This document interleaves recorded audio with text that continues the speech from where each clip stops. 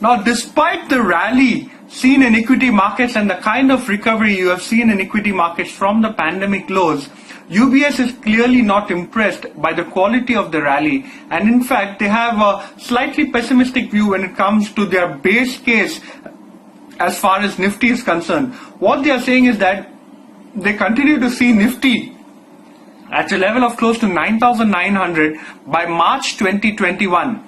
However, there are certain caveats, and they believe that certain upside possibilities and certain upside risks do exist as far as the Nifty is concerned, and in fact as far as Indian equities is concerned. What Gautam Chhaochharia of UBS is saying is that he believes that the Nifty target of 9,900 does not build in any material progress as far as privatization is concerned. And what he is saying is that an upside target continues to remain, or an upside risk to the base case target continues to remain at 11,500. However, they believe that there is slightly unattractive risk reward levels at the current trade.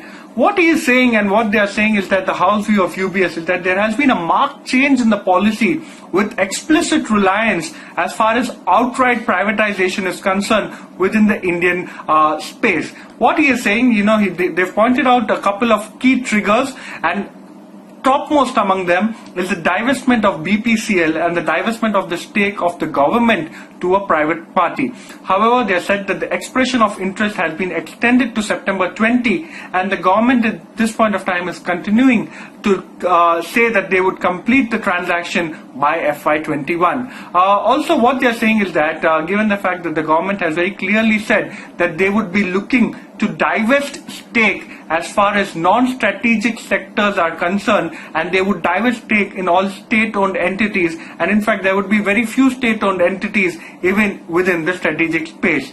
Also, what they are saying is that, very important to track is the LIC IPO, the initial public offering as far as LIC is concerned. Now remember, this could be a very big bang IPO and could fetch the government very big bucks. Also, they had spoken about railway privatization, railway land privatization. There's also Concor impending privatization, or, sale of a majority controlling stake to a private player. Also, state-owned banks is something that they're looking at.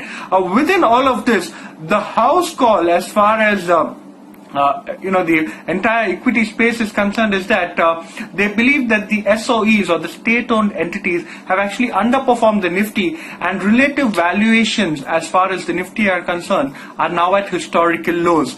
They believe that there continues to be some amount of buying interest or risk reward attractive levels for state-owned OMCs, that is BPCL, HPCL and IOCL. They also believe that at this point of time utilities are something that are looking quite attractive. However, they have an underweight as far as state-owned banks are concerned, or also PSU banks, given the fact that asset quality issues continue to persist in these names.